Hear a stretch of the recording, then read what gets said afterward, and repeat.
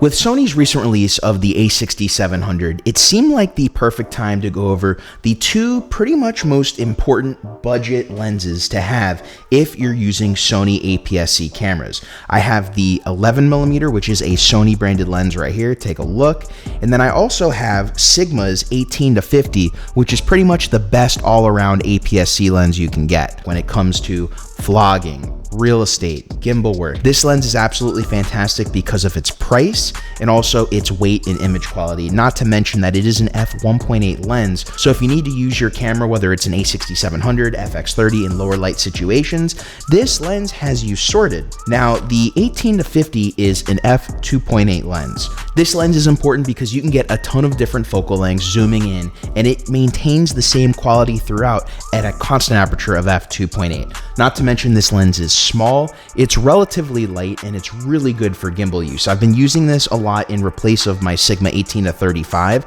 on my FX30s. Now it's funny because I ended up buying a second FX30 literally the day the A6700 was announced, and I bought this camera to be my stripped down YouTube camera and be able to leave my FX30 that we're actually using to film this video in the cage and have more of a cinema videographer setup depending on what shoots I'm using it for. But regardless, these are the two most valuable lenses if you're looking to just get into the Sony ecosystem and you're just shooting with crop sensor. They make the most sense. Now, I'm going to be referencing the Sigma 16mm 1.4 throughout this video.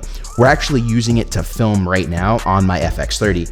And for the past 6 years or so, it has been pretty much the main budget option lens to go for.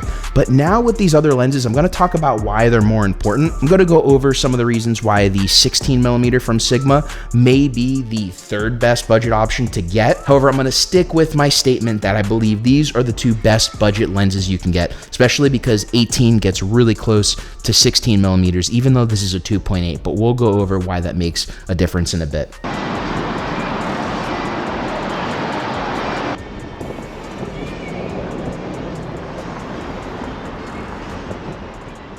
So here we are filming with Sony's 11mm on the FX30, and I actually have Sigma's 18-50 in my hands. Now, these are the two lenses I would choose if you could only choose two of the three lenses. Now, the reasons are a few. Number one, they're both the smallest and lightest of all three lenses. So that's really great for gimbal work or just trying to be as portable as possible. That's why I was able to bring this small little backpack with me and fit these lenses in where I wouldn't have been able to fit the Sigma 16mm.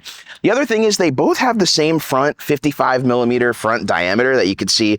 Here's the front of the Sigma 18-50. I'm actually using the 11mm with the variable ND filter that is made for 55mm thread, so I could swap it between both of these lenses and not have an issue of having to adapt them. So that's a really big deal if you're doing run and gun filmmaking, to where it makes a lot more sense to just run with the two of these lenses. The 11mm works the best if you need a super wide field of view, if you're doing a lot of gimbal work, if you're doing vlogging, if you're filming yourself in tight spaces, kind of like I am right here, if you're doing real estate, filming apartments where you need the widest field of view, the 11mm works really well. On top of that, on the newer cameras like the A6700, the FX30, where now if you use the clear image zoom and you crop in a little bit, you don't lose all of the autofocus features like you used to. So you can also get more than 11mm out of the actual 11mm. So you can get that 16mm field of view if you're shooting YouTube videos, but not doing it that often to where you don't mind if you're using a clear image zoom. The 18-50 is very useful because you get all of these focal lengths in one at a constant 2.8 aperture. It's barely heavier than Sony's 11mm. I'd say the only downside to this lens is the fact that when you zoom,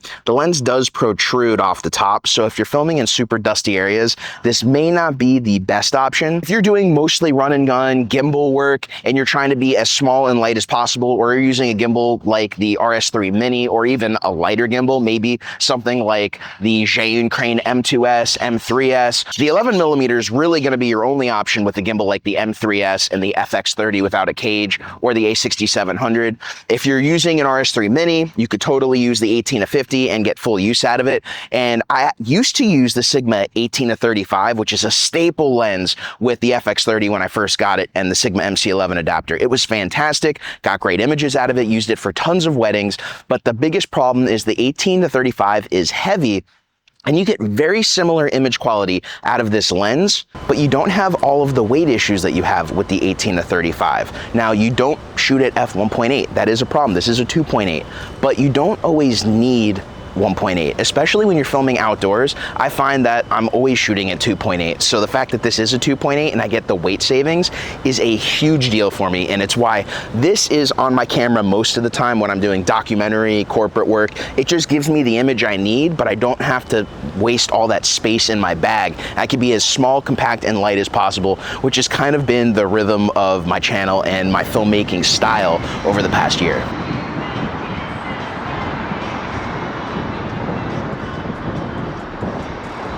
So when it comes to the 16mm, let's go over why I haven't recommended it yet. It's a little bit heavier than both the 11mm and the 18-50.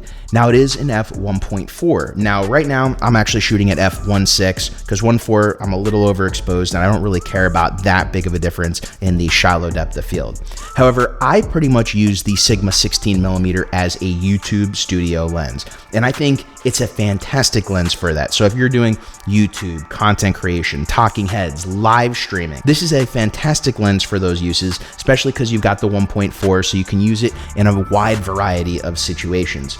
Now, the reason I don't recommend it is because the price, because it's such a valuable lens, it's affordable, but it's not much cheaper than this 18-50. So depending on the type of work you're doing, this 18-50 may make more sense because of how much more versatile it is, especially getting from 18 to 50, being able to zoom in. And then with cameras like the A6700 with all of its AI features, being able to maybe shoot a conference where you're shooting a speaker and you want to be able to use the AI reframing tool, well, the 16mm is most likely going to be way too wide angle.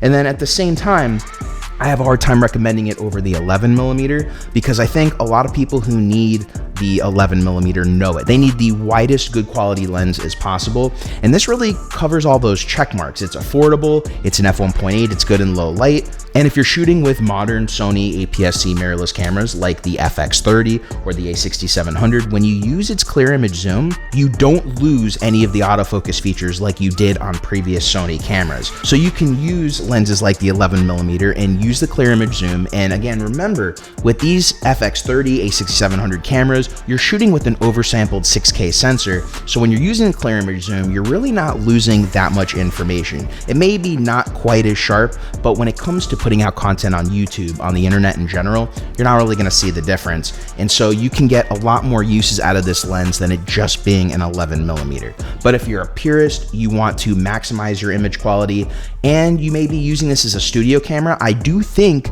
the 16mm is a little bit better quality as far as image quality than the 11mm, and it's around the same price, especially when the 11mm goes on sale. When it's not on sale, the 16mm actually is a little bit cheaper, but like I said, there's a lot more uses for the 11mm, so that's why I have a hard time recommending it as the two best budget option image quality lenses you can get for Sony APS-C cameras. So if you have any questions on any of the lenses covered today or any tests you want to see done, make sure to ask in the comments below. And if you got knowledge and value out of today's video, please make sure to hit that like, subscribe, and notification bell to keep up to date with the latest videos from the channel. Until next time, my name's Geoff Fagien. Thank you for watching, everybody, and I will see you in the next video.